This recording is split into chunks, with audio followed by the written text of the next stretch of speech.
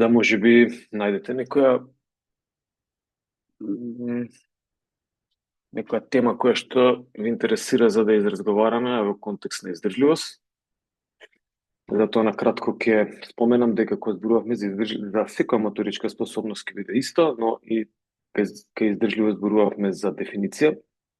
Значи, што е тоа издржливост? Зборувавме за видови, подолба и така натаму на издржливост.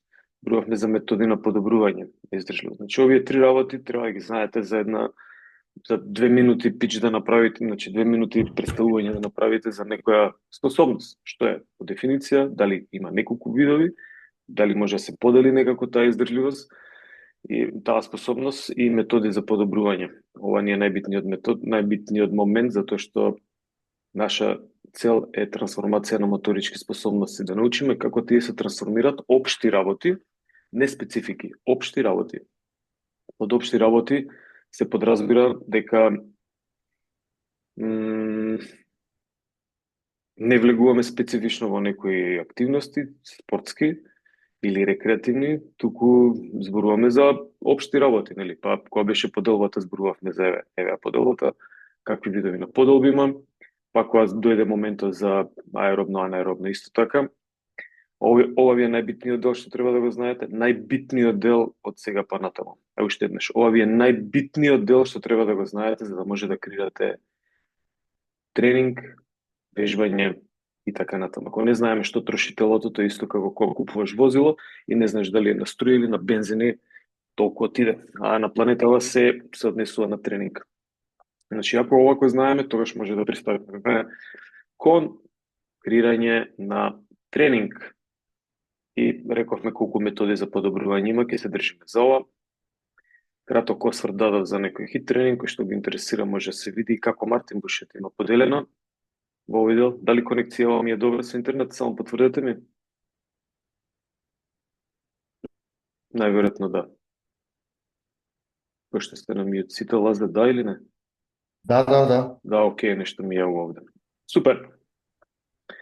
Доаѓаме до делот на како да го планирам дозирањето.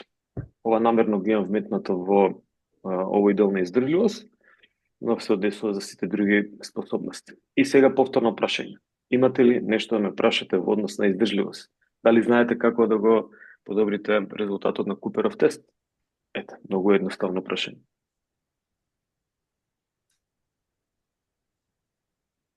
Предпоставам дека ви е се јасно. Окей.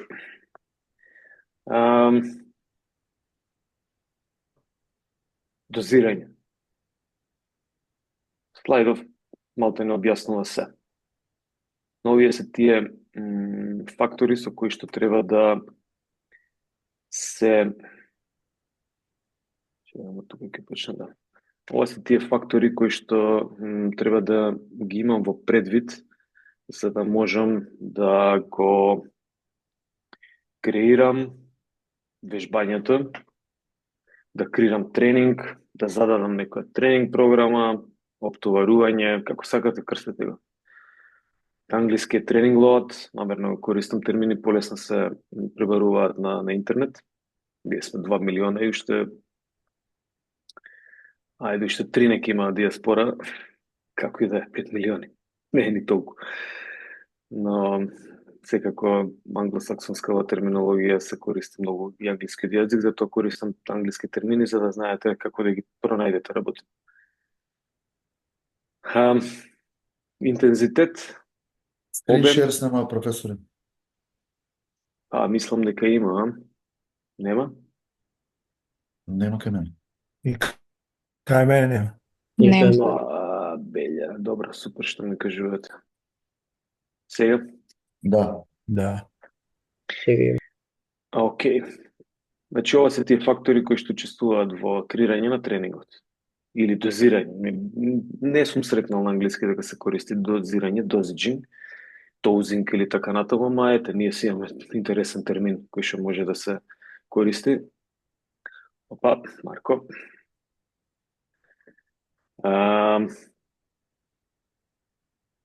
Што подразбирам под дозирање, тоа ви исто како да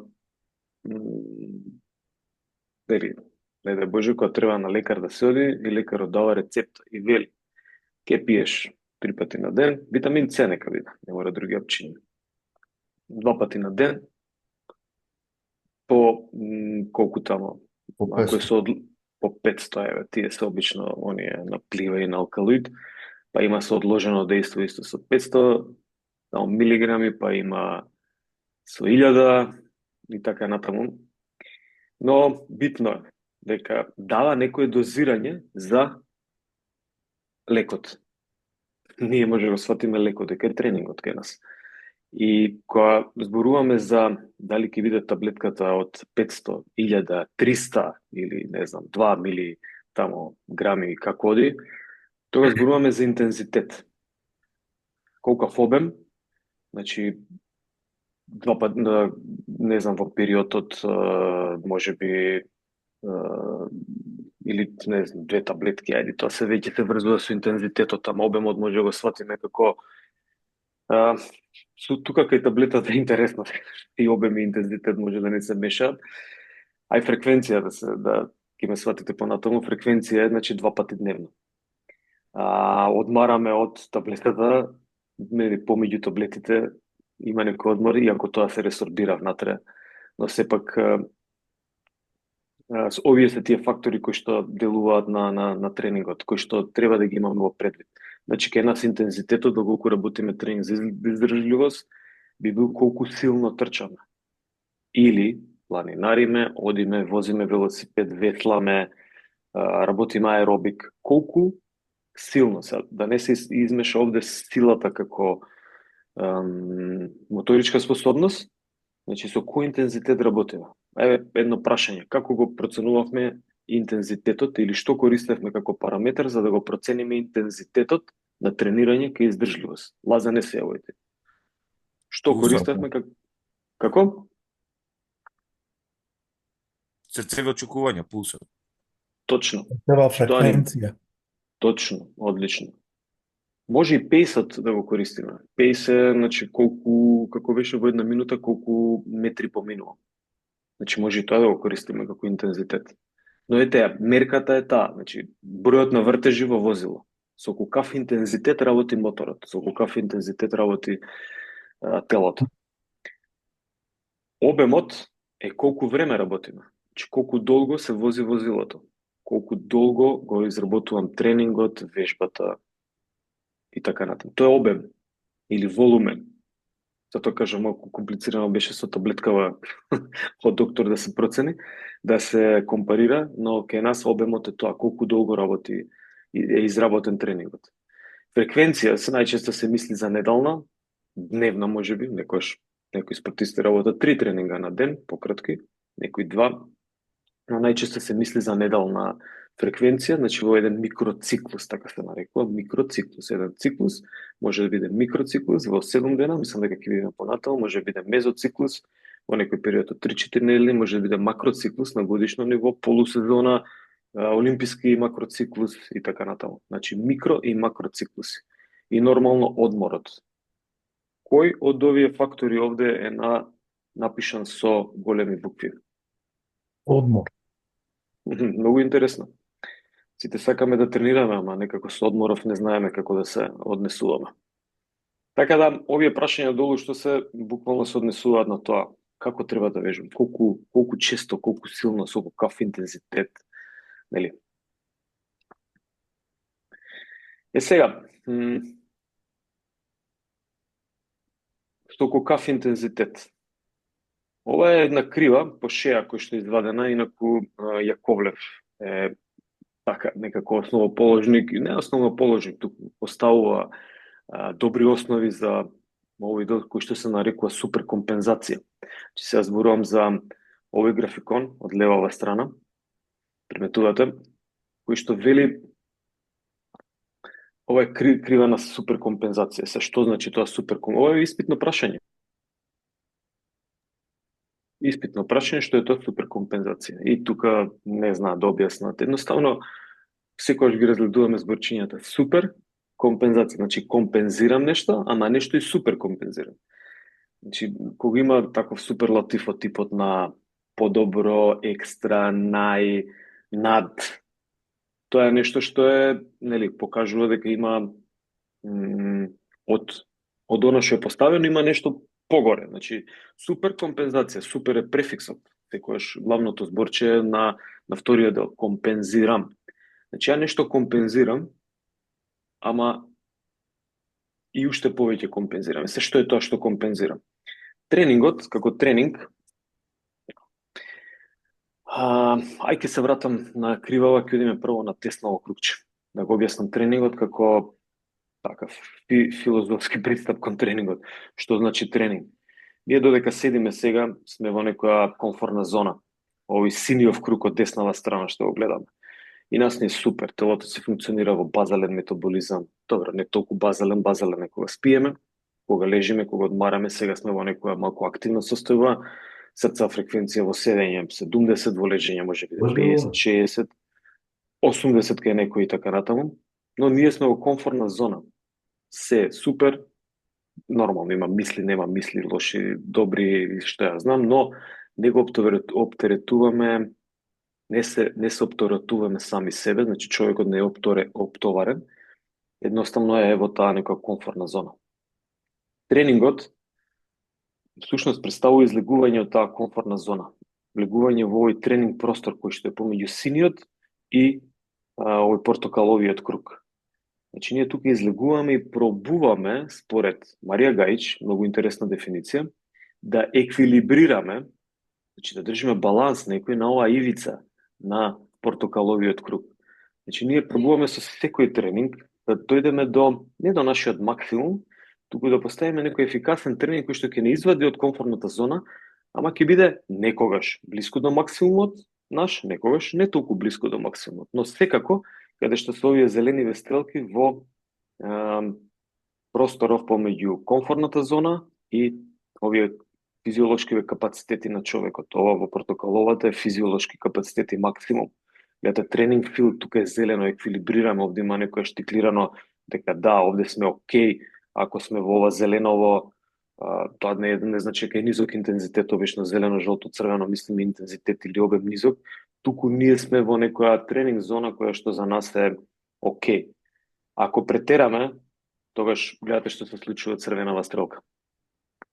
Тоа се однесува не на смрт, туку за мене слободно можам вака да го компарирам, не е тоа смрт, нели, него е нешто што е блиску до повреда, нешто што е блиску до претренираност. Значи, ако претераме со тренингот, со интензитетот, обемот или дозирањето, тогаш ние сме направиле шанса да влезе човекот во претренираност, да направи повреда или едноставно психолошки да каже не, ова не е за мене. Тоа е исто како да сакате некого да слабнете, дали зборувавме како се слабее, во кој интензитет, во која зона, во претходното предавање. Намерно не го кажувам тука ако некој го слуша ова, за да може да го изслуша и првото предавање, да вложи енергија. Не можете да слабеете човек со трчање спринтови. Замислете, имате, мислам, прво е нефизиолошки затоа што нема, нели не се трошат маснотиите тамо, а второ, ако не мора спринт, ама ако дадете висок интензитет, кај човек што немал никаква активност, тој ќе кажем налет, значи ова не е добро за мене. Не толку како психолошки отпор имаат луѓето кон вежбање, оние кои што немаат рутина на вежбање. Сега вие треба да бидете мајстори и да им овозможите да они го засакаат вежбањето. Има и моменти каде што мене пријатели ми кажуваат, слушај, 7 дена вежбам, правам стомач, никако да го сиднам салото. И сега треба да одржам предавање дека за да ме разбере, инаку кога ќе дојде на тренинг ќе му кажам не, тоа нема да го работиш, ќе работиш нешто што е во аеробна зона. Ова ти влегува во силови способности, трошиш јаглехидрати, не трошиш месноти. И плюс 7 дена, па 7 дена човек, ти си го гајал тоа 20 години, не може 7 дена току така да помине. Но мора да најдеме варијанта да им дадеме ефикасен тренинг во ова тренинг зона, значи да не излегуваат надвор, да не претераат, тоа значи да не дојде многу силно, особено кај почетници и рекреативци, затоа што ќе го изгубат желбата и ќе се демотивираат, тоа е страшно. Да мислите да дојде тренерот и да каже не, ти не можеш, еве кај колешките или како леги, не може згиб да направи. Ја да ви кажем не, згиб не се прави. Многу такви случаи од бунтови дига пред 10 години, 10 колешки, дека не може еден згиб да се направи. вие професоре сте ненормален, тој знаете што значи еден згиб да се направи. Ајде, полека, да се извежба, нели, за да може да направат изведба на еден згиб правилен. Па полека објаснува им дека вие сте за тоа тука, не може да не можете, само оставено е на вас да пробате, ако не знаете, дојдете прашајте. И така натаму. Ако вие во старт пробате да го качите човекот на водно од оздола до врфа, никогаш не одел, верувајте ми дека да, ќе издржи. Ќе издржи, секој ќе издржи. И толку ќе заврши приказната. Тоа значи дека ние сме го истерале човекот или човечката надвор од овој портокалов круг кој што го објаснувам. И тоа е таа психолошка третман кој што сме му го дале, можеби ќе одиме полека, можеби 3 часа ќе одиме, но тоа за него е многу, или за нејзе. За нејзе доволно за почеток да почне, ако не имала активност, 15-20 минути пешачење. И вие со обемот, всушност, ќе излезете од портокаловата зона. Не мора со интензитетот. Можеби на друг начин се ги кажувам грешките, ќе излезете со интензитетот од портокаловата зона. Тоа значи повторно дека сте дале неадекватен тренинг. Истово може да се случи и кај спортисти, професионалци. Значи, ако не е тренингот добар или неколку дена поред давате дозирање кој што е високо, вкупно и обемот и интензитетот, тогаш лесно може да настане и психолошки проблем. Значи, претренирањето е всушност психолошки проблем, на кој што реагира се одразува на физиологија на тело. Значи, едноставно централниот нервен систем толку се заморува што кажува добро, доста е налет и тренирање и спорт и живот и се. Значи, тоа е страшен момент и затоа гледате, посветувам внимание на одморот го пишав како најбитен, е тренингот, иако ние сме тука за трансформација на моторички способности. Но одморот и внимавањето на правилно дозирање. Не може почетник, некој што не работил, да работите повеќе од 3 пати неделно. Дури јас би работил 2 пати неделно. Ништо повеќе. Ама не, сега сакам, знаеш, да вложам енергија секој ден да работам. Не може. Ти не си работил ништо неколку години, 1 година, 2 месеца, 3 недели е доволно, 2 недели ке спортисти. Не работиш ништо, ти првиот ден кога ќе почнеш да работиш со низок волумен и интензитет, ти треба 48 до 72 часа да направи телото компензација. Значи, сепак треба некој период. И ако ти го скратиш тој временски период на 24 часа, па работиш денеска, утре, па уште и задутре, веќе е проблем. Ке е некој што не работи. Значи, тоа дозирање е полека, постатно, не може работите со магично апче да се изменат. Нема шанса. Ние треба да внимаваме да еквилибрираме околу максимално, мислам, да не претераме, ама максимум дозирањето да биде околу ова портокалова зона, значи блиску до нејзе, кога сакаме висок интензитет и обем ако има, иако тие се контрадикторни, кој има висок интензитет, обично тренингот е со помал обем. Има поголем обем, тренингот е со низок интензитет. Но да знаеме да успешно поставиме тренинг кој што е помеѓу сината зона, комфортна, да го излечеме човечката надвор од комфортната зона, но да не претераме. Значи, тие се тие моменти. Повреди многу лесно. Во спортот секога се следат безконтактни повреди. Доколку настане безконтактна повреда, значи, пример, фудбал, не го удрил никој играчот или играчката, не удрил никој, ниту направил движење противникот за да таа се повреди, едноставно при спринт, при движења, при вртење, ротации настанува повреда. Кинење на лигамент може да настане. При едноставна ротација од една насока во друга, Тоа е на база на претренираност. Или психолошко оптоварување, кое што едноставно централниот нервен систем во тој момент дава информација да се контрахират и едни и други мускули и нема фокус централниот нервен систем за да може, иако на автономно ниво, че ние не размислуваме кои мускули се вклучуваат, ама постои замор и тој е заморен и не може да даде точна информација кои мускули да се контрахираат. Ево уште еднаш колку минути посветив на тоа како треба да внимаваме за вежбањето. Јас сум го крстил тренинг овде, затоа што е тренинг лоад. Повеќе ќе зборувате, претпоставувам, сигурен сум во теорија и методика на спортски тренинг, ама основите мора да ги фатиме тука за да направиме, да знаеме што е тоа дозирање. Како да направиме едно дозирање за силов тренинг, за максимална сила. како за интервален тренинг да направи. Имате ли некој прашање во однос на ова што до сега што го кажував или коментар за десниот круг и тоа како излегуваме од комфортна зона со тренинг и се друго што објаснив?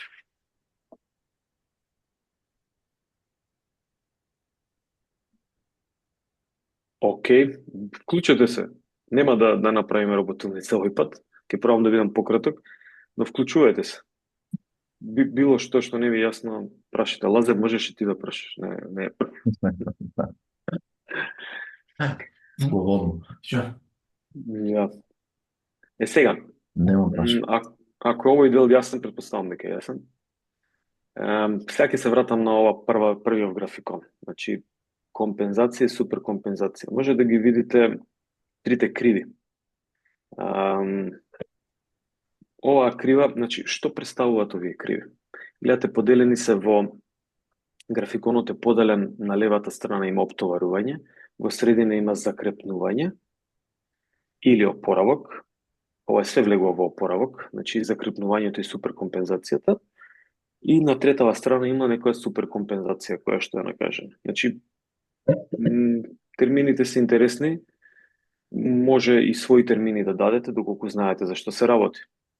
Јас лично сум ги одбрал овие. Значи, оптоварување, тоа е тренингот. На левава страна имаме тренинг. И сега зошто крива води надолу? Затоа што се рушат физиолошките... Излегуваме од хомеостаза. Хомеостаза значи нирвана, ништо не работи. Комфортна зона. Телото си функционира, све окей, ама ја почнам да го трчам. Даваме му стрес. Стрес давам, пуштаме. Точно, му давам тренинг стрес, може и психолошки да е стресот. Чекај сега, што се случи? Срцето ми чука. Ете какви коментари има кај луѓе кои што не тренирале никогаш. Многу ми чука срцето, многу. Па добро ти чука, проверуваш, пулс 130. Тој не пробал никогаш да го покачи срцевата фреквенција или да трчи, за него е чудно, го чувствува срцето насекаде, во глава, во каротидни артерии, во... Добро, окей, тоа е нормално ќе проверите да видите дали застане, чекај, здрав си, не си здрав, претпоставувам дека тоа го решивме на минатиот час, треба луѓе да се здрави. Ако не се здрави, никаков тренинг не сме. Ама денеска не ми се тренира, знаеш, не можам, ме боли косата. Во ред, денеска не тренираме, те боли косата. А ако успеете да најдете реален момент, па да разговарате 2 минути, да видите дали е најверојатно тоа психолошки момент, ќе го промените, ама секогаш пристапете на тоа, почитувајте доколку некој каже не можам денеска. И сега некој навистина може да му биде, како се нарекува, отпор психолошки, па пробајте да изменаџирате, ама генерално тој што платил за тренинг ќе си дојде, затоа што не сака парите да ги потроши. Значи, овде е оптоварувањето. Ние со оптоварување, сушност правиме микротрауми на мускулите. На физиолошко, на анатомско ниво нека биде, на мускулот. Правиме микротрауми. Че ние го, нека биде и овој термин, го уништуваме мускулот, го деградираме, го правиме катаболизам на мускулот. Значи, ги рушиме протеинските врски на мускулот, енергетските резерви ги трошиме, така се кажувам, многу лошо, не делува тоа толку лошо, но навистина во мускулите се случуваат промени кои што се со, да кажеме, негативен ефект за мускулите. И ние што правиме? Ние ги нарушуваме таа комфортна зона во мускулите и во телото, и централниот нервен систем не се троши нешто, нема тука како мускулот, тотално други ткива се тие, иако праќа електрични импулси, но ако гледаме на ниво на мускули, ние ги трошиме, правиме, многу едноставно кажано, микротрауми на мускулите. И се тие микротрауми на мускулите, нели, иако по неколку пати ќе повторувам, еви тука пак, не се тренира само мускулот, се тренира хормоналниот систем, се тренира централниот нервен систем. Но ние ќе го гледаме мускулот. За време на тренинг ние правиме некоја негативна својство на мускулот, негативна акција. Значи го деградираме, микротрауми правиме на мускулот и затоа оваа крива и едната, и црвената, и жолтата, и зелената покажуваат дека имаме надолу во минус. Тренингот завршува каде тренингот? Тука завршува каде што е линијата помеѓу оптоварување и закрепнување. Кога ќе заврши вежбањето и тренингот, почнува процесот на закрепнување кој што и суперкомпензација. Значи сите овие процеси до следниот тренинг кои што траат колку? Ако тренингот траел 1 час или вежбањето, колку време трае минимум закрепнувањето? Што мислите? 24 часа? Точно, сега, да, така кажам, 24, 48, 72, значи 2, 3, 4 дена, 5 дена некогаш треба. Ако претерате И каков- на мускул, Каков Како? тип на тренинг правиме? Зависи каков тип на тренинг правиме. па вака се, ако работиш координацијски вежби со мала мускулна група, можеш утредента да работиш или попладнето, ама ако работиш силов Можеш тренинг, попладне да што работиш, да. А професоре, ако имаме екипа и да има нареден тренинг за 6 до 8 часа? па тоа сакав на Лазар Васко да му кажам дека јас сега зборувам за рекреативци во овој дел. Значи, они Извинувам. Не, супер ти е. Супер, значи Лаза и ти супер ви е констатацијата. Затоа што мора да направиме разлика помеѓу некој што е рекреативец и некој што е спортист. И приметувате, Професионален тренинг. да, и сега еве и другите колеги приметуваат веднаш, знам дека двајцата работат во спорт. И пазете што се случува. Втор тренинг, апсолутно, се работи втор тренинг. Јас споменав дека 3 тренинга сме работеле Припремен Ама период. различни видови на енергетски системи сме работиле, тоа е. Па професоре, припремен Е. период 3 тренинзи ден? Како? Припремен период во 3 тренинзи влегувате ли? Припремен период, 3 тренинзи Да, и никош 2-3 никош тренинзи. повеќе. Футинг са бајлешен Никош. тренинг, така? А не, сега да не влегуваме во специфика, само нека Готово, биде готово. дозирање, никогаш не би Тие се работел тешки повеќе. теми.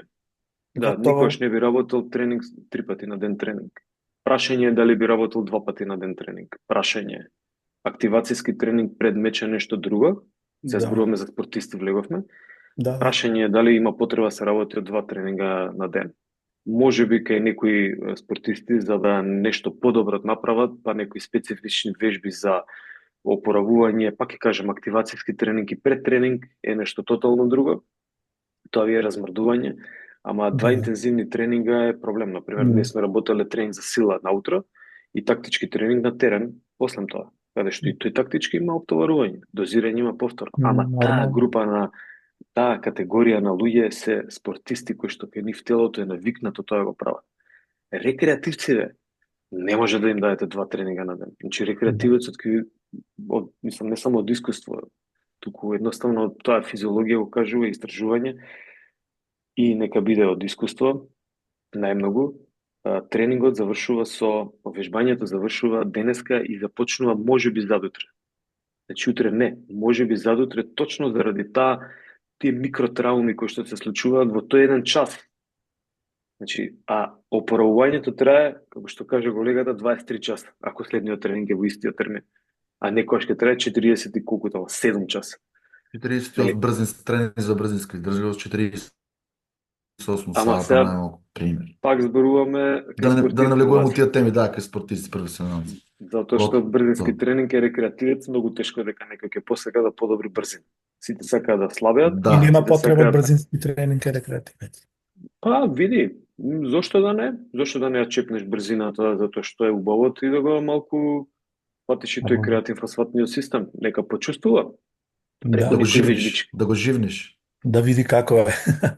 Да, мислам, Гасам пази, се ние јас. после секој вежбање, ако не сме вежбале долго, ние утре дента, а најчесто вториот ден, сега за тоа ќе зборувам, ги чувствуваме мускулите. Значи, рекреативци велат, вау, јас сум имал мускули. Значи, сме допреле нешто што е освестување на своето тело, зашто не и брзината да допреш па да видиш дека има голем кислороден долг после ми истрчам спринт. Што е кислороден долг, нели? Бидејќи работи во анаеробни зони, па после тоа треба да го врати кислородот и се нарекува тоа кислороден долг и после спринтот 100 метра дише уште 2-3 минути за да се нормализира дишењето. Но ајде да се вратам назад. Ние со микротраумиве што ги правиме, всушност делуваме дури и делуваме на мускулите и тоа може да се почувствува како болка. И сега овде пак отприлика ќе знаете, може некој друг да се вклучи, да ми каже зошто настанува болката кај мускулите како резултат на тренинг, која што еве ќе кажем дека настанува утре дента, а најчесто вториот ден. зошто настанува болката кај мускулите, воспалување го нарекуваме, како резултат на тренинг. Од А каде е може таа да биде болка? претренираност? Претренираност е дефинитивно. Ама нас не интересира зошто боли. Имате, ќе дојде клиент и ќе ве праша, зошто ме болат мускулите? Што ќе му одговорите? Јас мислам дека тогаш ние со тренинг отворуваме мускулов, фактички ги киниме мускулниве влакна и во текот тие дури се регенерира, односно се закрепнува, тогаш е болкава во процесот на закрепнување. Супер.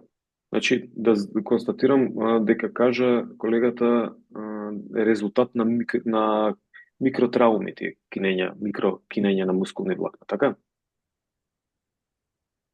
Да. Океј, Андреј, некој друг има нешто да додаде? Влачење на млечна киселина, лактати. Сложувам со колегата Андреј. Исто. Сега, вака, Васко, не настанува болката заради лачење на на млечна киселина. Млечната киселина тамо се лачи заради резултат на тренирање во анаеробни услови, нели? Да. И она се акумулира, арно ама, како го вика тоа, мускул фибер порано, а телото ти е демек полно со лактати. Не, телото е полно со лактати наредни 5-6 часа од кога ќе заврши тренингот. После тоа лактатите се ресинтетизираат или се користат, најмногу страна на срцевиот мускул ги јаде. Значи ги изнесува од крвта и ги користи за свој метаболизам.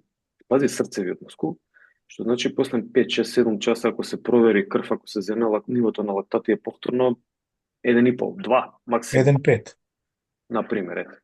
И сега, после 5 часа, телото нема лактати. Арно, ама болка има вториот ден.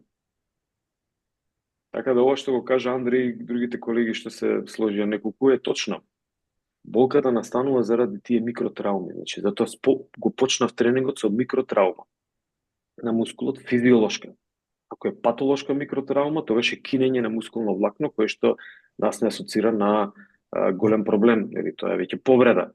Ова се физиолошки нормални, значи во тренинг просторов овде помеѓу синиот круг и портокаловиот круг, во нормални процеси, нормални физиолошки процеси настануваат такви некои кинења на мускулни влакна. Сега, ако настанат малку повеќе, значи ако тренингот е малку по-дозиран и интензивно, не сме предпоставиле дека овој играч или овој рекреативец или ова рекреативка за нејзе ќе биде многу силен тренингот, тогаш може да ги почувствува мускулите, ама тоа се, значи не е повреда, него е болка, која што настанува резултат на микротраума и се нарекува DOMS ефект или Delayed Onset Muscle Soreness. Не знам дали во некој следен слайд имам, ако имам тоа ќе прескокнеме темата, искористив тука да го кажем. Значи задоцната мускулна болка, која што е резултат на тие микротрауми. Гледа колку пати кажав микротрауми. Мора да сватиме дека ние со тренингот тоа го правиме. Само треба да знаеме да бидеме ефикасни за да таа микротраума не дојде во повреда која што е патолошка. Туку да биде во физиолошки граници. Инаку, и да не чувствуваме болка, може да ги чувствуваме мускулите како напнати, како дека постојат. Тоа е повторно тој DOMS ефект, кој што се одразува со друг интензитет. Значи, не го чувствуваме како болка, некојаш болката знае да трае недела дена и 10 дена. Тоа е веќе претрениран, мислам, некој тип на претренираност и е зезнато, не би требало да има. Ние треба да знаеме како ефикасно да поставиме тој тренинг. Арно, ама некојаш и нема да чувствуваме болка, а сепак тренингот ќе има ефект. Например, спортистите не чувствуваат воопшто болка од тренинг на тренинг. Многу ретко. Многу ретко. Има некојаш ги чувствуваат мускулите кога ќе направат паузи, така натаму, па користат креми за загревање, па загревачки масажи и слично, но нема таков тип на воспалување каде што значи воспалителен процес или DOMS ефект како ке почетници. Сега, дали може да се очекува доколку, например, ракометар, фул тренинг, во фул надпреварувачка форма, му дадеме активност од типот на планинарење или велосипедизам, не возел велосипед, и да го направиме малку поинтензивен тој тренинг, дали мислите дека може да има мускулна болка? Мислам дека Слично може Да, да ги сменува физичката активности, други мускули се активираат за Апсолутно различна точно. активност. Супер различна група издефинирано. на мускули активира. Точно. Значи, сме активирале некои мускули, може и да биле истите мускули, ама сме им дале некоја друга функција во други услови. Да. Значи, апсолутно можно е дека ќе настане мускулна воспалителен процес, ние го нарекуваме, или тој домс ефект, кој што. Супер, одлично. Ајде да не должам повеќе на ова. Значи, супер компензацијата да видиме. Тренингов повторно го кажав. Значи, ние што правиме за време на тренингот, завршува тренингот и почнува процесот на закрепнување. Значи, гледайте, следете ја зелената линија. Зелената линија е каде што ние сме направиле некој лесен тренинг, лесно оптоварување, закрепнувањето е побрзо, значи не е спуштено интензитет, целото дозирање не е како ке црвената линија. Ја приметувате црвената линија каде е долу, каде се сече со вертикалата. Туку зеленава линија се сече многу погоре. Значи, ако одиме во минус, ова е некој 1, жолтава е 2, црвеново е 3 во минус. Ние сме стигнале, нека биде до некој коефициент 1 тука. И оптоварувањето е побрзо се враќа, така во закрепнување, во оптоварување, во опоравување. Закрепнувањето е побрзо. Доаѓаме тука до некој момент каде што има овде линија помеѓу закрепнување и суперкомпензација. Ки има некој тренинг ефект. Тоа значи тренинг ефект дека следниот тренинг ќе биде малку полесен. Значи тоа е тој тренинг ефект. Тоа е таа суперкомпензација. Значи ние сме ги компензирале во закрепнувачката фаза механизмите кои што сме ги истрошиле, можеби протеинските врски се вратени. Значи сме дошле повторно во таа хомеостаза, во комфортна зона на функционирање преку опоравувањето и после тоа телото помни, целото тело, не зборам само мускулите. Нема мускулна меморија, тоа мислам, иако се користи како термин, ама нема тоа. Целото тело помни, значи помни мозокот, мускулите се истренирани и така натаму, иако некој кажува мускулна меморија. Но помни дека имало оптоварување и следниот тренинг вели, јас сум оптоварен, ќе можам да сработам и малку повеќе ако овој ме напне малку повеќе. Сега да следиме жолтата линија. Жолтата линија е некој ефикасен тренинг. Ефикасниот тренинг вели дека не сум претерал, ама не сум дал ни голем, сум задал доволно ефикасно дозирање, ефикасен тренинг, ефикасно вежбање. Во фазата на закрепнување закрепнува и приметувате овде кога ќе се врати на почетната позиција, сите капацитети на човекот кои што биле допрени од тој тренинг, покрај тоа што компензирале до оваа точка овде каде што покажувам, но прават суперкомпензација. Значи ова е тој момент суперкомпензација. Значи малку повеќе ги надополнуваат во однос на оваа зеленава точка, ги надополнуваат своите капацитети, да гледаме така на физичко ниво, ги надополнува телото своите капацитети. Зошто? Затоа што вели, чекај сега, овој мен истроши за време на тренинг, јас успеав да се вратам и јас ќе додадам уште малку капацитети, енергетски резерви, ќе го наместам централниот нервен систем, хормонската, ќе направам подобар хормонски баланс. Зошто? Затоа што можеби утре пак ќе ме напне. Гледајте го на овој начин. Ако гледате на овој начин, тоа е таа суперкомпензација која што се случува. Значи, покрај тоа што компензирало телото, се вратило во хомеостазната состојба, значи во нормалната хомеостаза. Хомеостазна состојба, кажав еднаш дека е состојба на нормално функционирање, благо состојба.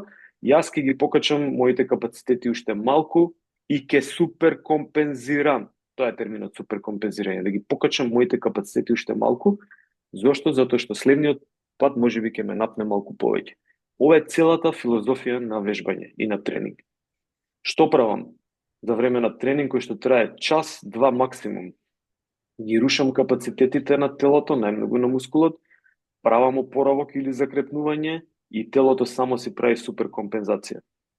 Значи, приметете ја каде делувам во тренингот и правам закрепнување. Суперкомпензацијата сама ќе се дојде. Телото ќе се, човекот, не телото, ќе се суперкомпензира сам. А уште еднаш, ние делуваме на тренингот и на одморот. Многу битен момент, затоа што е 23 часа, 22 часа од целото деноноќие. И ако сум направил ефикасен тренинг, тогаш ќе настане суперкомпензација. Дали има потреба да дефинирам црвенава линија? Таа е слична на кругов од портокаловиов круг или да, портокаловиов круг од деснава страна. Значи, што ќе се случи ако претерам со тренирање, колку подолго време ќе ми треба за закрепнување, затоа кажав дека кај почетници првиот тренинг, вториот, третиот, петиот некогаш е шок голем и треба да му се дозволи време за да се опорави. И прашање е дали ќе настане суперкомпензација ако сум претерал, особено кај спортисти, може да не настане суперкомпензација, туку напротив да настане претренираност, што е страшно. Океј, овој дел со суперкомпензација и крививе јасен е? Да. Предпоставувам, да. Да. Одлично. Да. Долната крива, пишано е тука некој идеален распоред на закрепнување. Нема идеален и не може ваков да биде, но добро е да го видите како функционира. Дека првата стрелка надолу е тренинг. Ден тренинг 1. Тренинг ден 1. Имам опоравување. Гледате мала суперкомпензација. Тренинг ден 2. Опоравување, поголема суперкомпензација. Тренинг број 3. Гледате го во микроциклуси, неделно ниво. Значи, првата стрелка е една неделен циклус. Да, тука шок е за телото, не тренирало, пауза од 3 недели имал, повторно кажам тело. Шок е за човекот, човечката. Микроциклус. Шок, првата недела, но се опоравува. Втората недела повторно задавам шок. И така натаму приметувате дека не дека заморот се вака се намалува, баш напротив заморот оди и малку повеќе надолу, ама овде е финтата на суперкомпензација. Суперкомпензацијата е секогаш во нагорна линија или подобрување на спортска форма, изведба, кондиција, како сакате крстете го. Ова е системот кој што е реплициран на микроциклус, на база на еден тренинг горе кој што го објаснив. Сега зошто кажав не може вака да биде, затоа што не може постојано да имаме ваква нагорна линија. Гледате, ова е некоја линија која што е секогаш нагоре, не може. Значи, телото има лимити и едноставно му треба одмор. Така да се темпира формата кај спортисти за одреден турнир, во тенис, нека биде, или било кој спорт. Се форсира формата или се темпира формата за одреден надпревар. Например, светско првенство атлетика, точно за тие колку се тамо, 10 дена што се трчаат. Како и да е, ова суперкомпензација е на микрониво, каде што работиме 24 часовен циклус, но суперкомпензира спортистот, вежбачката, човекот суперкомпензира и на ниво на подолг период. Значи се настанува ваква позитивна адаптација, тоа е суперкомпензација. Ако нема позитивна адаптација, тогаш е или недоволен тренингот, или е преголем интензитетот. И сега, тука нас ни треба, всушност, да знаеме како се тренира. И затоа не може да положи никој ниту да помине овој предмет и другиве предмети, ниту да заврши факултет, доколку не ги научи овие моменти. А многу се едноставни. Само треба да бидеш безбеден и да знаеш дека за трошење на масноти нема да дам, ќе дадам таков тренинг во аеробна зона. Што сакаш работи? Може да копам компир, може бавче да работам. И тоа е активност. Ама да биде во тој интензитет, да не биде спринт. Ако сакам брзина, не може полека да трчам или да изведувам некоја активност. Значи, можете да направите тренинг за слабење во теретана со бодибилдерски справи. Ако направите all-around тренинг, кој што ќе симулира всушност лесен интензитет, не ќе симулира, ќе изведувате лесен интензитет, ќе одите од справа на справа со лесен интензитет. Тука тогаш има логика и срцева фреквенција да се мониторира. Затоа што тогаш работите со тој интензитет, волуменот е толку, 30 на минути, 40, ама не работите до отказ. Туку работите да може да издржи да направи барем 4-5 минути, континуирано од справа на справа. И тоа е некој вид на интервален тренинг. Проба нова пракса, ја таков тренинг за сила си работам, кој што ми е интервален тренинг. наместо за издржливост. Истото можам да го направам во пливање или во нордиско трчање каде што целото тело се вклучува. На овој начин уште подобро вклучувам различни мускулни групи. Значи, да не генерирам само мускулните групи кои што се вклучуваат од вежби, од згибови, склекови на разбој или пропаѓање ги викате, leg raise, подигнување на стопалата, одвисење, грбни, рамо, склекови, бицепс, не знам малку кога се уклучи и така натаму. Значи 5-6 вежби ви ги ставам кои што може да ги завртите за 2-3 минути со лесен интензитет, да не се дотказ и ќе потрошите мртнотија и ќе делувате на силов тренинг, на општа благосостојба на мускулите, нели? И тоа поентата ми е дека ако ги знаеме основите на нештата, тогаш може да поставиме тренинг. Ама да дојде колега или колешка на испит да му кажем како се троши маснота и да ми каже дека со работење 1 до 3 максимално повторувања на бодибилдерска справа, како да ви кажем, нема логика во тоа. Значи, ако не е јасен овој дел, ислушате го уште еднаш, ако нешто не е јасно, прашете. Ова се основите на вежбање. Разлабочени е во 50 минути, веќе ги зборувам. Нема никаква голема филозофија, се е логика. Само е битно да ги знаете принципите на подобрување или трансформација на моторичките способности. Која моторичка способност, каде се трансформира или каде се трошат маснотиите? Тоа не е. Ова го спомнам со маснотиите затоа што спортисти како популација се малку, ама рекреативци се многу. И во иднина ќе завршите факултет, верувате ми дека основна тема ќе биде како да ослаба. Ако тука направите варијанта на вежби кои што ќе помогнат за слабење, да не се досадни, да не биде трчање постојано, тогаш ќе имате супер успех. Имаме ли прашање некој за ова? Коментар? Океј. Јасно се. Доколку нема, чисто на кратко еден микро и мезоциклус, значи споменав што значи микроциклус. Микроциклус значи од прилика 7 дена, не мора биде 7 дена, може да биде 10 дена, може биде 12 дена, но нешто што е на микро ниво. Ние сме решили дека за тие 12 дена сакаме да постигнеме некаква трансформација на или суплементација во тренинг. Па спортистите знаат да отидат на мини припреми од некои 10 на 12 дена, зашто да се тргнат целата атмосфера, да направат опоравување добро, да направат некој тренинг, да направат некоја тактичка подготовка и тоа се нарекува микроциклус. Значи не мора да биде 7 дена. Како што е нели неделнава фреквенција, нели неделна 7 дена. Обично не ги раскажувам криве, првата само нека биде што се вчува дека ние очекуваме тука негде, ова е match day, значи match day е црвеново, овие линиите се match day, во жолтово ознаките се match day -5, -4, -3, -2, -7 и така натаму, кој што пазите, како што ја креваме формата за некој надпревар, така мислам супер компензираме за некој светско првенство кое што е за година дена од тука. Така исто пробуваме да супер компензираме, да одржиме формата или кренеме во некој момент на микро ниво.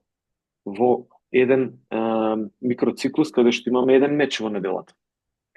Меч може да биде трка, овде е ставено меч, значи тоа е надпревар некој. Може да биде ултрамаратон, кој што е, не знам, планинско трчање, велосипедизам, било што, мечување, карате.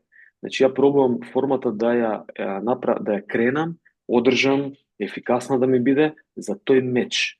Са како тоа? Значи, приметувате на 3 до 4 дена пред мечот, обично 3 дена тука, тогаш имаме голем интензитет и голем волумен.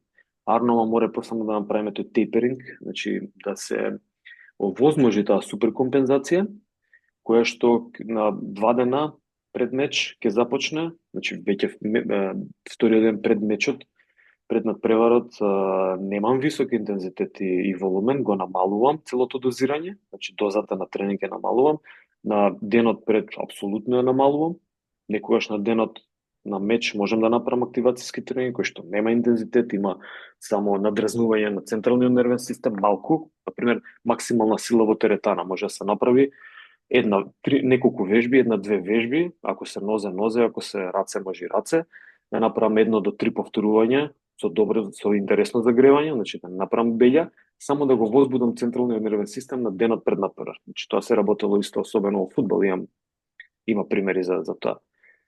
И сега имам после надпреварот што? Дали ќе работам компензаторски тренинг, значи било кој надпревар да е, не значи само групен спорт, или ќе направам day off да биде.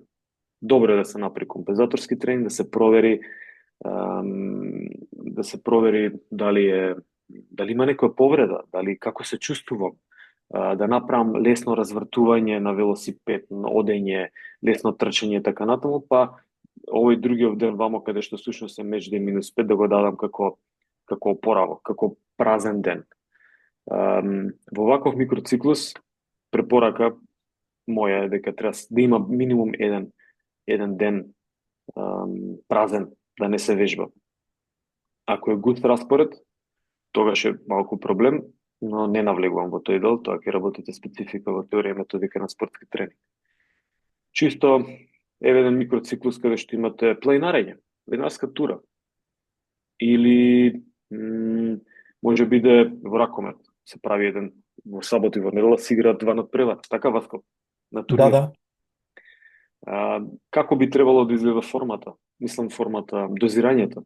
Мислам, не е ова идеално, ова е само нацртано провизорно за да може да видите дека интензитетот каде може да го дигнете ако има потреба, а секогаш може да приметите дека интензитетот и волуменот се малку контрадикторни сем на меч. На меч имате и голем волумен и голем интензитет. Ама особено на меч да е -2, еве го овде. Овде пообратно сум ги ставил. Океј, еве нека биде горната линија, на меч да е -2, на меч да е -3, ако интензитетот е голем, волуменот е мал, обратно ствари, ако Добро. обратно, да. Ако интензитетот е добро. Ако интензитетот е голем, волуменот може да се намали. Но Да. овде на меч да е -2 може да приметите дека веќе почнува намалување и тренинг интензитетот и на волумен интензити сум го ставил тука. Добро. Чекај, зашо вака сум го ставил на тренинг интензити, добро, волум интензити. Најверојатно на англиски така ми го преведе. Но во секој случај, Генерално и вака е професоре, како што е објаснато на сликата. па користени се примери од пракса и од истражување, не е ништо вадено туку така. Да. И сега, може да видите на онаа прва на слика, ќе да вратам назад, значи на оваа слика идеален распоред на закрепнување, каде што го објаснив. Слично може да го видите тука што се случува ако гледаме некои 3 мезоциклуса. За мезоциклус, тоа значи дека еден мезоциклус е составен од 4 неделни микроциклуси. Игра на зборови, ама тој што ги разбира ќе знае веднаш зашто се зборува, добро е да ги научите. Значи првиот жолт столб е една седмица, вториот е втора седмица, третиот е трета и така натаму. Гледате го дозирањето како може да оди. Значи ова е едниот препорачан од Бомпа, од некои автори кои што се занимавале со тренинг лад. Значи вели првата недела форсирам, ефикасно да биде. Втората недела зголемувам дозирање, третата недела зголемувам, четвртата морам да дозволам малку за да се случи некоја супер компензација на макро ниво. Значи морам малку да олабавам, зашто? Затоа што ако постојано форсирам, не може да издржи телото. Едноставно, тоа ќе биде шок голем. Арно, ама вториот мезоциклус почнува. Ја веќе гледате синиот блок од каде почнува, синиот столб не почнува како жолтиот. Ја веќе имам направено добра супер компензација за месец дена. И ако претходно сум можел да правам 5 згиба во првиот столб, во третиот столб ја сум можел да правам 10 згиба, тогаш кога ќе почне овој микроциклус тука ја нема да почнам со 5 згиба, зашто веќе телото има информација. Човекот може да ги направи, има капацитет да направи повеќе од 5 згиба, ќе почне со 10 згиба. И ќе форсира нагоре на 12, 14 и така натаму. Ама после 3 недели, 2, 3, никогаш 4 недели. Добро е да има период или недела на намалување на интензитетот. Особено во надпревари кои што се врзани како што се спортски игри, значи имате секоја недела по 1 до 2 надпревари и тоа трае 3-4 месеци. Не може да ја кревате формата постојано. Она ќе се крева, ама не може постојано да ја крева. И оние играчи, особено кај спортски игри, ќе кажам, оние играчи кои што се вклучени постојано во надпревари, кај нив всушност правите помеѓу мечевите се работи на тренинг, ама тоа се опоравувачки тренинзи.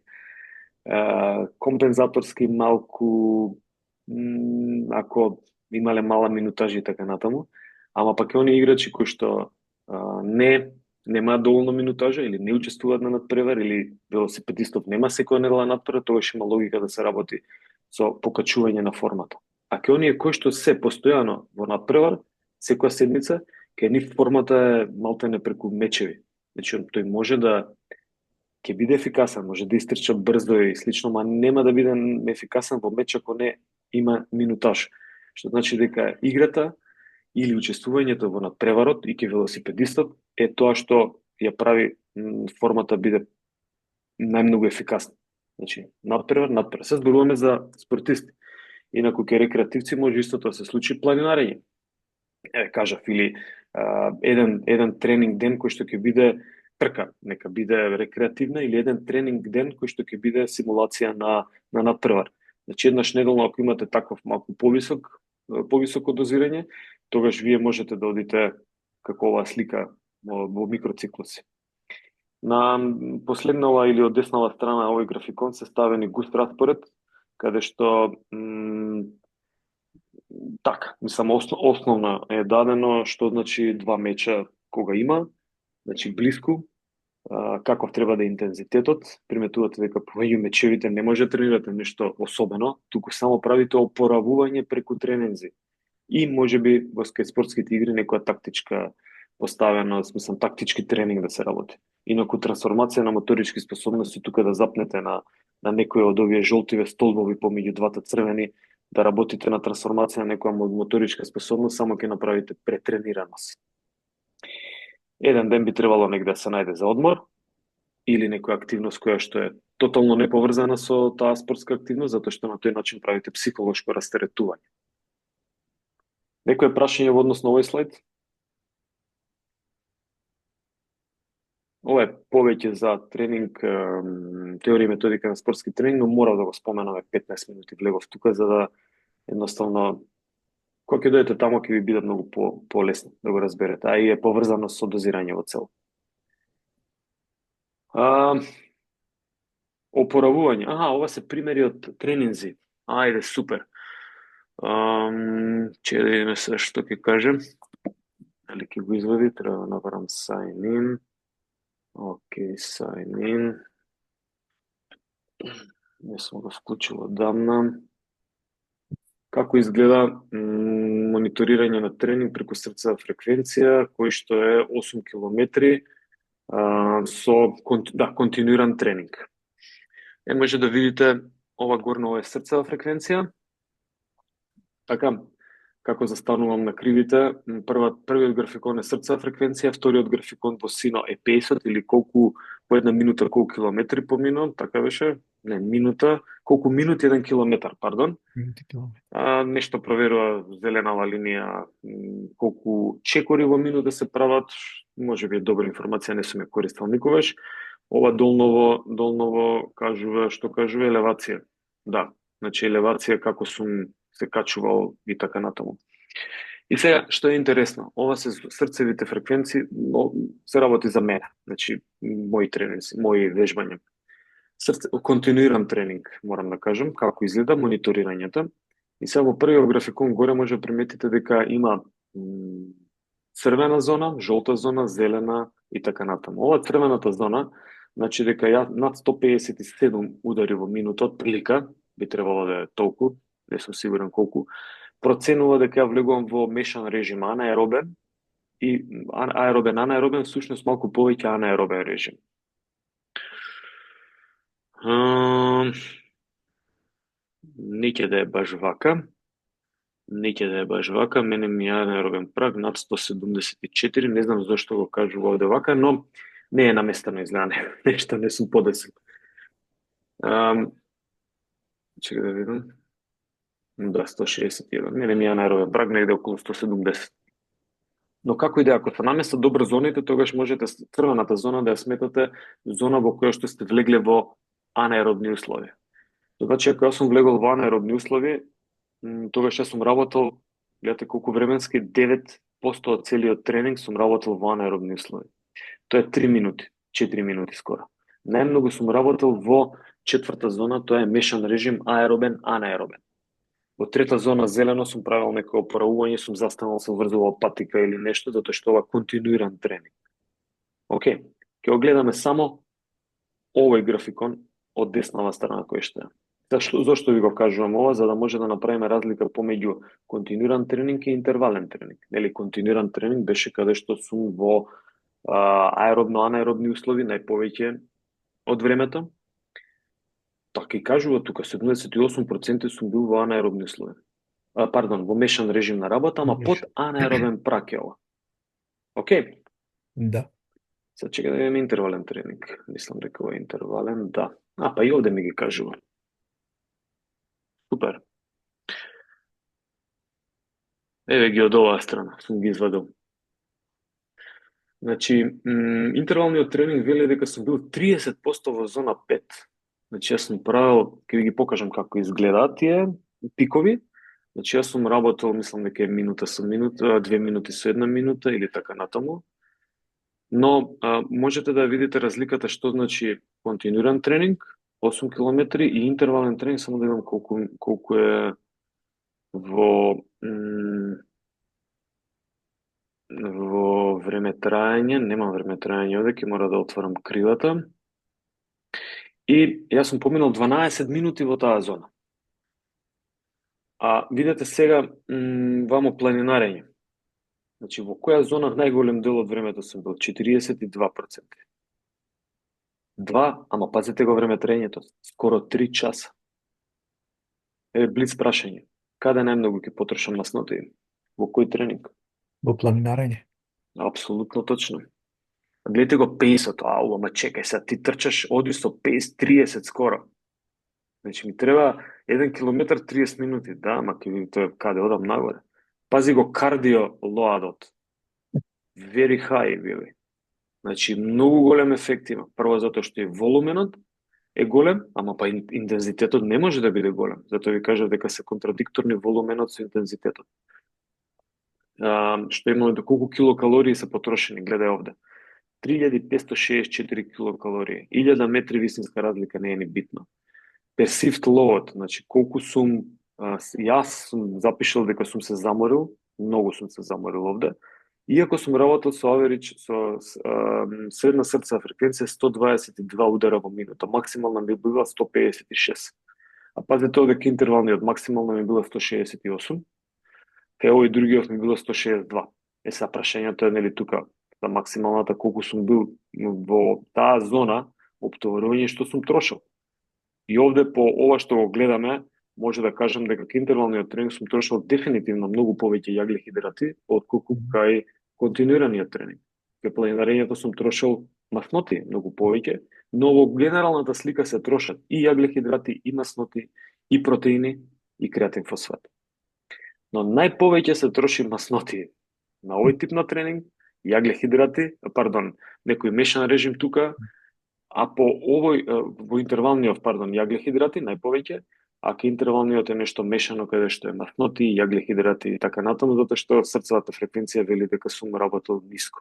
Ова е за мене, мене се знам која ми е срцева фреквенција. Од еден тренинг не можам да направам анализа кај некој што вежба или тренира, ама можам од многу тренинзи да направам анализа. Чека да видиме како изгледа интервален тренинг. Интервален тренинг, еве ги пиковите. Супер. Значи, јас работам пик во црвена зона и мислам дека ја држам 1 минута и после тоа чекам да ми падне срцева фреквенција до некои 130, да, ова не се добро поставени зоните овде.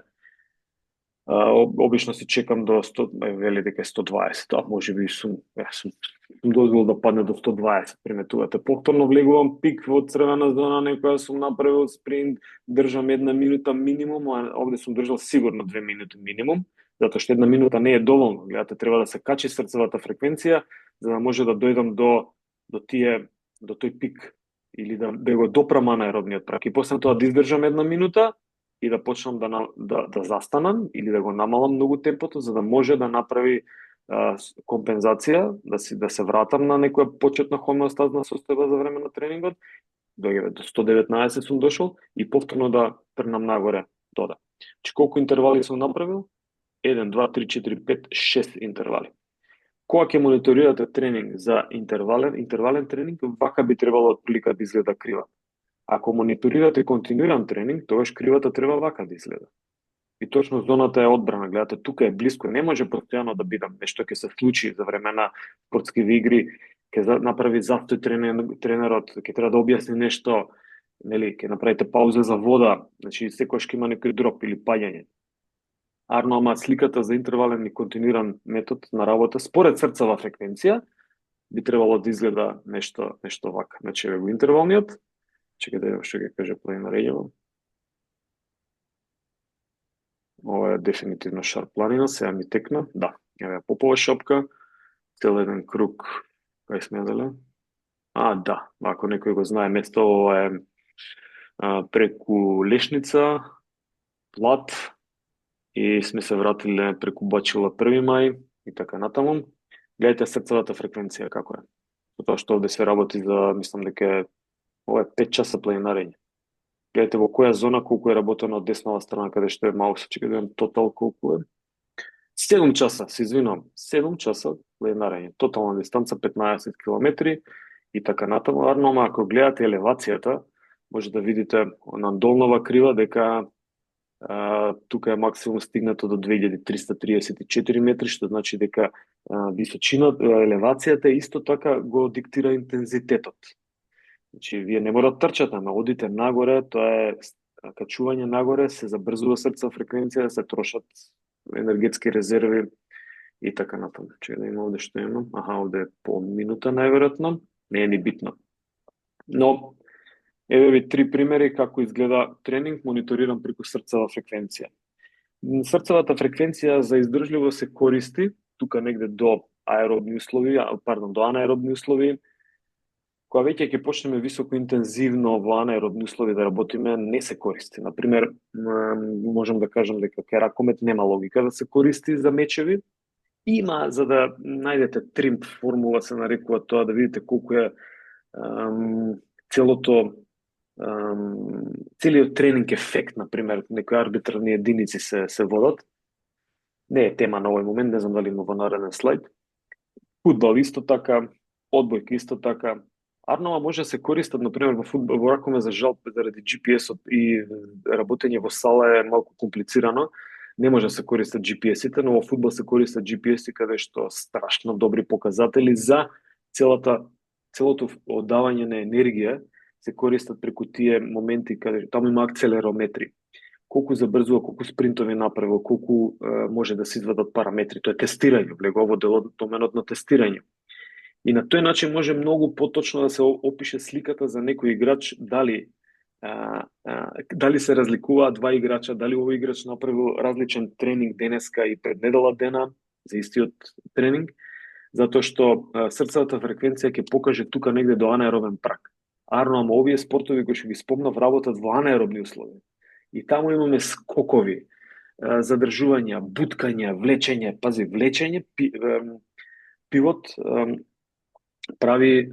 задржува 20 спортивнички играчи, тоа е максимална сила. Таа преку срцева фреквенција не може да се покаже. А нас ни треба да видиме дали се потрошил играчот. И он вика, сум потрошен, а ти според срцева фреквенција му велиш, не си потрошен. Значи, и овој момент е исто битен, за да знаеме што може и како да го процениме тренингот. Дали сме направиле добар тренинг? Добар. Дали сме направиле добра проценка на тренингот или едноставно не сме имале параметри за да го процениме. Така да, многу е деликатно каде се користи срцевата фреквенција.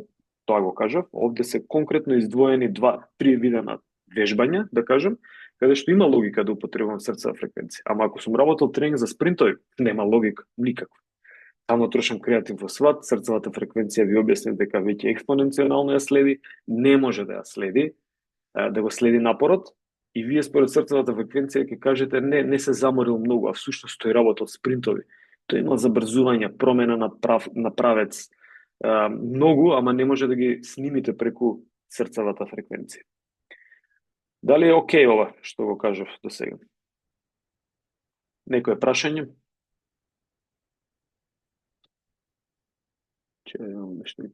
Окей. Да не должам, еве во два микроциклуси каде се обележени тренинзите за издржливост, пардон. Може да видите, ова е конкретно за фудбал, личен пример, се работи за работнички, иако и во другите клубови сум го работел истото. И супер ефект имало, не сме имале повреди, формата се кревала, успешни биле дечките на надпревари и така натаму. Прв некој сме почнале со што? 20 минути аеробно. Може би не би го работел сега ова, ама тога сум го работел, 2013-14 година. Тренинг трчање. Овде имаме 7 или 8 километри сме собрале во трчање. Ама пазете го вториот тренинг. Значи еве што кажував и преска што искоментираа некој од вас, дали 2 тренинга или 3 тренинга. Ова е веќе кај спортисти и сме работеле. Ова е типичен пример. 2013 година работнички дури освои двојна титула освоивме тогаш. Не заради овој тренинг, туку заради целата констелација на клубот и фудбалерите и така натаму. Пазете го третиот тренинг каде е. Ама овде пишува плюс плио. Не направиле трчање плюс плиометрија сме сработеле. Сега ќе кажем некој контрадикторно е. Па и е контрадикторно, можеби. Ама во надпревар дали имате издржливост и плиометрија? Има. Дали имате издржливост и сила? Има. Имате скокови, има, значи, основна плиометрија сме ја сработиле, сме искомбинирале да ја сработиме тогаш. Пазете го вториот микроциклус. Повторно трчање. Преку еден ден трчање. Овде сме направиле нешто што било растеретување, да, мислам дека ова беше мавровот, што има планинарење, некое мало кратко одење, кое што повторно е некој издржливост, ама не со висок интензитет. И сега ќе каже некој, па како се еден тренинг овде издржливост, еден тука издржливост, да, ама ова е со низок интензитет. Плюс овде сме работеле изометрија и горе сме направиле некој комплекс за силов тренинг. Ама јас сум го одвоил дека имало издржливост работење во овој дел. Како било дозирањето? 20 минути во вторник, четврток сигурен сум дека било 7 километра. Овде се трчане некои 800, 600, 400, 200, па 400, 600, 800 и така натаму. Точно на минути во групи се поделени фудбалерите и слично. Сабота е сигурно направено 8 километра. Вторник следен трчање број 3 е сигурно направено 9 километра, не помалку. И четврток е сигурно направено 10 километра, не помалку.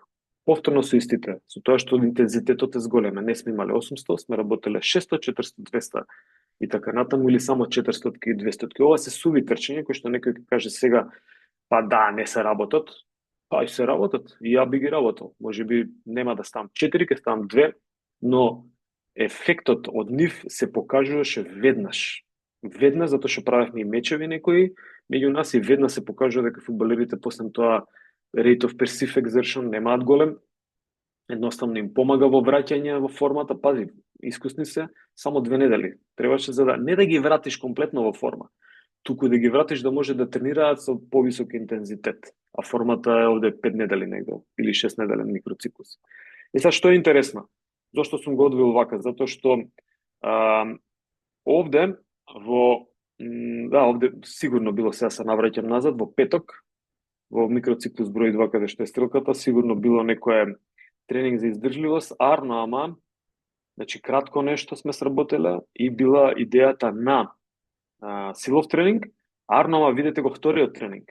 Тука е работен интервален тренинг. Значи пресинг на краток простор, 4 по 4 на 4, 3 на 3, со джокери, без джокери, различни комбинации. И тогаш, ако вратиме назад, овој интервален тренинг би бил сличен на оваа крива овде. Значи, еве ги, овде се 2 минути, може да биде 3 до 4 минути, тогаш интервалниот тренинг би изгледал вака, арно, ама нема да биде трчање, туку ќе биде ситуациона игра, значи нешто што е наликува на спортот, а повторно работиме интервален тренинг. Значи нема суво трчање во кругови или од дистанца до дистанца, туку работиме интервален тренинг, затоа се нарекува пресинг. Што значи, сакам да кажам дека не мора постојано да биде дури во спорт суво трчање, туку можете да направите нешто што е директно поврзано со спортот, а сепак да го симулира тој вид на тренинг кој што вас ви треба. Понатаму во микроциклусот, ќе видам дали имам, нема веќе трчање, тука има само пресинг, не ми се одвоени, ама дури на преварот тренинг, тука веќе издвоен тренинг за издржливост немам, колку што му еве го. Значи еве го еден пресинг интервален тренинг, не е обележен. Овде има некои интервали за оние кои што работат компензаторски тренинг, не играле и така натаму. И тоа е тоа, да не навлегувам, че имам 5 и 6, супер, овде, да, иде, овој игра на 2 гола. Значи, ова е еден шестиот микроциклус, еден класичен микроциклус, кој што ја бараме издржливоста, значи баталете ги другите денови, ја бараме издржливоста каде работиме. Еве, во четврток работиме интервален тренинг. Ова е класичен микроциклус, еден надпреварувачки микроциклус се нарекува, значи може да биде за сите видови на спортови. Со тоа што овде е наместен дека треба да имаме тренинг некој кој што ќе допре издржливост. Иако може би тренерите не се свесни, ама овој тренинг допира издржливост. Ја одржува VO2 максимум. Преку интервален тренинг допира преку издржливоста и работи во анаеробни услови. Значи нема спринтови, има стартови и така натаму, ама волуменозно кога ќе се види 3-4 минути се работи, 3-4 интервали за секого и он ја одржува формата или ја одржува издржливоста овој вид на тренинг. Значи може да приметите нема нигде класично трчање, ситуација. Некое прашање? Изгледа не. Океј, ова се некои примерчиња, не ги коментирам, нека стојат ако некој го интересира. Што да работам, еве, ова мислам дека е за планинарење, точак и велосипедизам и трчање. Како би изгледало некој основен, среден тренинг со среден интензитет или некој со по-силен тренинг. Значи, ке планинарењето не може да очекувате дека секој ден ке планинари човек од 7 часа. Ќе ви дојде клиент кој ќе сака да подобри форма за некој врв да искачи. Значи, треба да смислите што би работеле и како би работеле. Нека стои ова, ќе го имате на видео, не го коментирам. Интервален тренинг, ајде, значи тоа беше континуирано, ова интервален. Може да приметите дека секојаш играта, ако имаме поголем број на минути, се намалува минутажата, поголем број на интервали се намалува минутажата на интервалите. До кога да правам интервали? Супер пракса мене ми покажало времетрењето на одмора. Ако времетрењето на одморот, за да дојдам до срцева фреквенција 130-140, нели така рековме, колку да трае одморот помеѓу интервалите, чекајте да дојде до 140 срцева фреквенција. 130. Тоа е отприлика 1 минута, ама ако имате срцев монитор, уште подобро. Кога ќе почне, значи, ке првите интервали 3-4, помеѓу интервалите срцевата фреквенција била паѓала до 140 за отприлика 1 минута. Петиот интервал, шестиот или не знам, седмиот, може би осмиот, може би третиот кај некого, ќе почне да се зголемува времетрењето, минута и 10, минута и 20, минута и 30. Доста е. Веќе престанувам со интервали. Ама секој нареден тренинг ќе настане таа суперкомпензација и ќе може да се намали тоа време траење на одморот. Зошто? Затоа што телото само ќе компензира и ќе има тренинг ефект и нема веќе да има потреба од толкови големи одмори. Ама како тренираме, секогаш ќе дојде момент кај некои интервали каде што ќе се зголеми време траењето на одморот. Ќе мора да се зголеми, значи ќе му треба време на телото да стаса до таа срца фреквенција 140-130, што ќе одберете вие која ќе биде. На тој начин веќе кај 2-3 интервала кога ќе почне да се зголемува драстично, доста е, намалете. Еве ви една финта како може тоа да го искористите. Пробано во пракса, супер функционира, формата се крева и така натаму. Не е истражено, значи не е научно докажано, но кажувам од добра пракса. Не ги коментирам повеќе овие интервали, супер, одмор, спиење, одмор. Вете, за тренинг зборувавме. Во овој дел нема многу да објаснувам кои се техниките на одмор, ќе ги учите по други предмети, кои се техниките на опарување, само ќе кажам дека во првите 2 до 3 часа од прилика 60 до 70% од потрошената енергија се враќа многу брзо. Значи, некои 70-80% се враќа. Што значи, ако ја направам пауза, после тренинг 5-6 часа и после тоа внесам храна, таа ќе се ресорбира, ама не толку ефикасно како во првите часови после тренинг. Значи, не се јаде веднаш, половина час до час после тренинг, некаде се препорачува, ама после еден час треба да се внесе храна. Храната, ова се веќе методи за опарување. Храната е една од водата, првиот водата битно, таа треба да се пие постојано, нели, телото треба да е хидрирано постојано и за време на тренинг и после тренинг. Тоа е маст. Кога да ја внесам храната? Отприлика 40 минути, 1 час после тренинг, мора да се внесе големо количество на храна заради тоа што телото е веќе потрошено. Ако има 2 тренинга, најголемиот дел од најинтензивната храна, всушност, да кажам, се внесува после најинтензивниот тренинг, дали ќе биде првиот или вториот, не знам. Тоа зависи од методологијата на тренирање и во спастување на тренинг, но околу храната толку ќе учите по други предмети, спиење. Претпоставам дека ќе учите по други предмети, но оваа слика е ставена за да може да правите мониторинг на спиењето. Што значи добар мониторинг на спиење? Значи дека телото е добро, дека следите, исто како и во тренинг оптовувањето, го следите опоравувањето. Спиењето е супер доказ дали вие сте хидрирани добро, дали сте внесле добра храна и дали сте направиле добар компензаторски ефект во оние 23 часа што останува. Значи, ако спиењето не е добро, се е отидено во аут.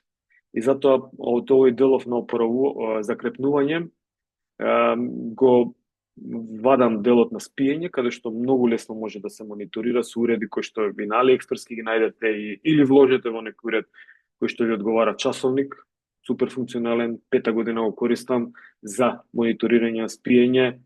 Интересно како добро погодува, некој ќе го нервира на почеток. Имам такви примери од спортисти. Не, тоа не е точно мене нервира. Дајте му време.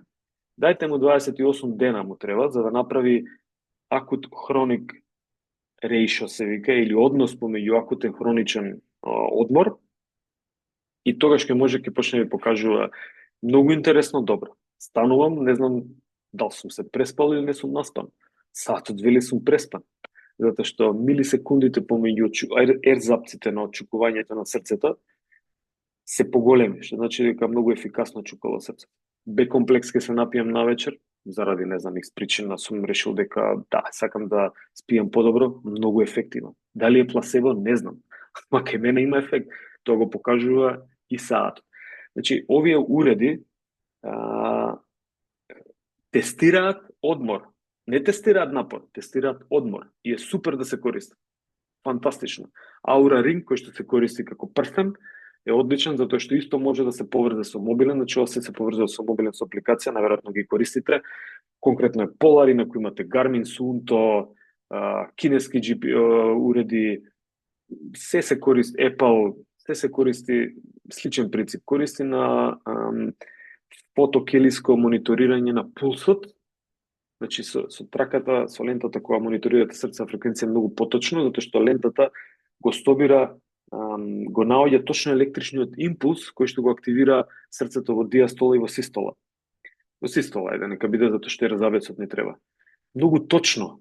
А овие уреди го мерат, овде веќе мерат број на пулс, значи колку пати срцевата фреквенција, срцето испумпало од срца крв, но преку пулс, значи преку флуктуација на крвта. Колку пати испумпува и може да го најде.